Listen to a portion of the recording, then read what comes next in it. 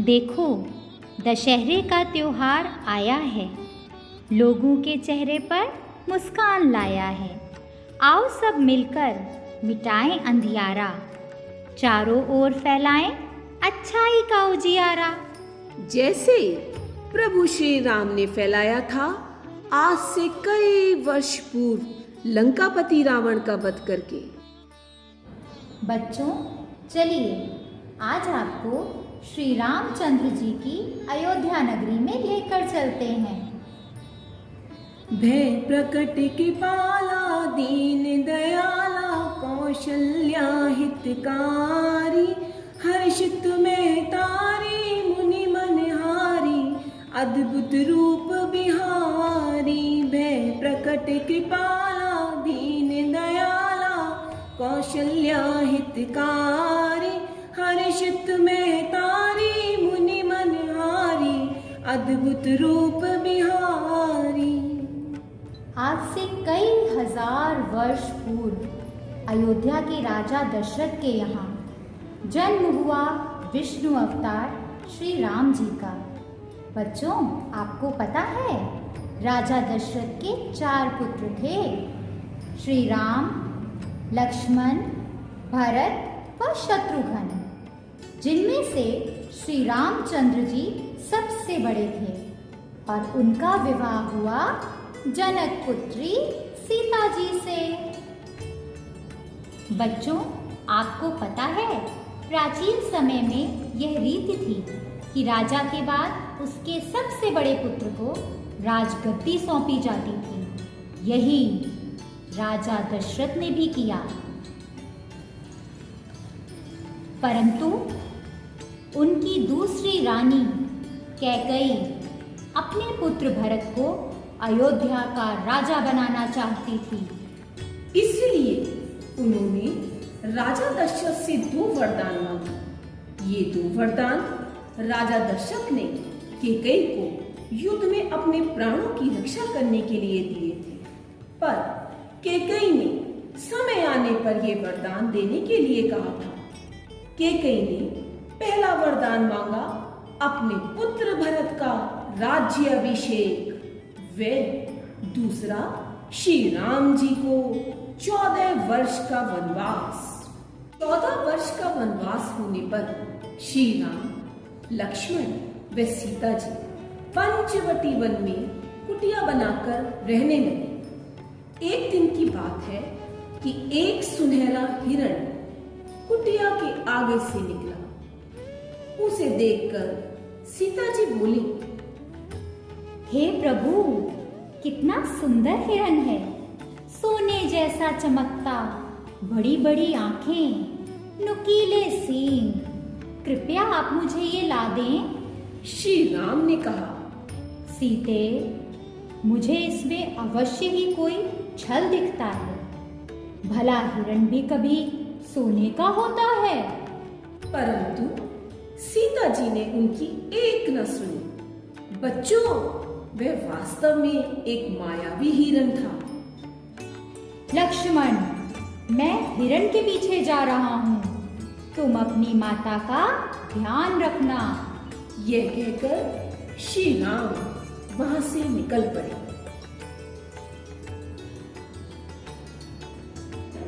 राम जी को कुटिया से बहुत दूर ले आता है। कुछ देर बाद वहां हे लक्ष्मण की आवाज सुनाई देती है। तब राम उस हिरण को बाण मारते हैं और वह राम राम कहता हुआ दम तोड़ देता है। बच्चों, वह हिरण मायावी था।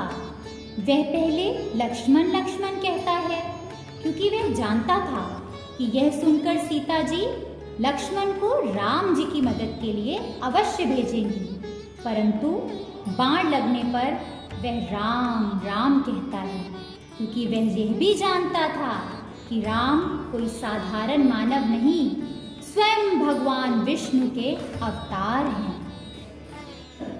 लक्ष्मण की आवाज सीता जी सुनती है और घबरा जाती है और लक्ष्मण से कहती है, लक्ष्मण भैया, आपने कुछ सुना?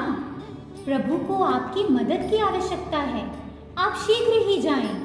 लक्ष्मण जी कहते हैं, माता, आप परेशान ना हो, उन्हें कुछ नहीं होगा। भैया राम ने मुझे आपका ध्यान रखने को कहा है। तब सीता जी क्रोध से कहती हैं, लक्ष्मण, मुझे कुछ नहीं सुनना। मेरा मन व्याकुल हो रहा है। ये मेरा आदेश है कि तुम इसी क्षण प्रभु की सेवा में जाओ। जो आज्ञा माते, परंतु आपकी सुरक्षा के लिए आप इस लक्ष्मण रेखा को पार मत कीजिएगा। लक्ष्मण कुटिया के चारों तरफ रेखा बना देते हैं और राम के पास चले जाते हैं। इधर लंकापति रावण साधु का रूप धर कुटिया के सामने आ जाता है और कहता है, भिक्षाम देहि, भिक्षाम देहि।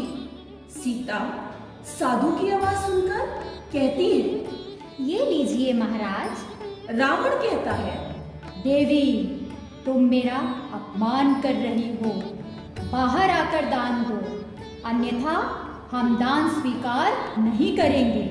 सीता जी कहती हैं, नहीं महाराज, आप ऐसे ना जाएं, मैं बाहर आती हूँ। बस फिर क्या था। जैसे ही सीता जी ने लक्ष्मण रेखा पार की, वह मायावी साधु जो कि रावण था, सीता माता को उठाकर लंका की ओर चल पड़ा। उधर जब श्री राम और लक्ष्मण कुटिया में लौटे, सीता को वहां ना पाकर वे अत्यंत चिंतित हो उठे। तब श्री राम और लक्ष्मण दोनों ही सीता जी को ढूंढने के लिए जंगल में निकल पड़ते हैं। पूरे जंगल में एक ही स्वर सुनाई देता है, सीते, सीते, सीते, सीते। वहां श्री राम की हनुमान से भेंट होती है। बच्चों, आपको पता है हनुमान राम भक्त थे। वो केवल राम की पूजा नहीं करते थे, बल्कि उनकी हर बात आज्ञा की तरह मानते थे। श्री राम हनुमान जी से मदद मांगते हैं और कहते हैं, हनुमान, हमें सीता को ढूंढने में आपकी मदद चाहिए। तब हनुमान जी कहते हैं, हे प्रभु, मैं तो आपका सेवक हूँ।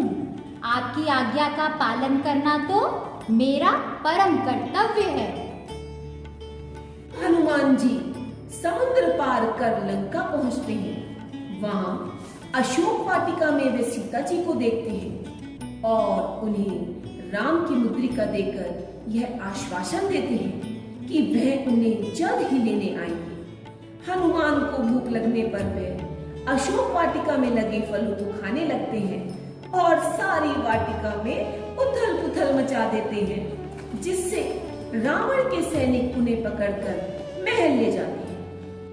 वे हनुमान जी को साधारण बंदर समझकर उनकी पूंछ में आग लगा देते हैं। परंतु बच्चों, आपको पता है हनुमान जी उसी आग से पूरी लंका को जला देते हैं। अशोक वाटिका में अपने कर्तव्य दिखाने के बाद भगवान राम, लक्ष्मण, हनुमान व वानर सेना की सहायता से समुद्र पे पुल बनाकर लंका तक पहुंचते हैं।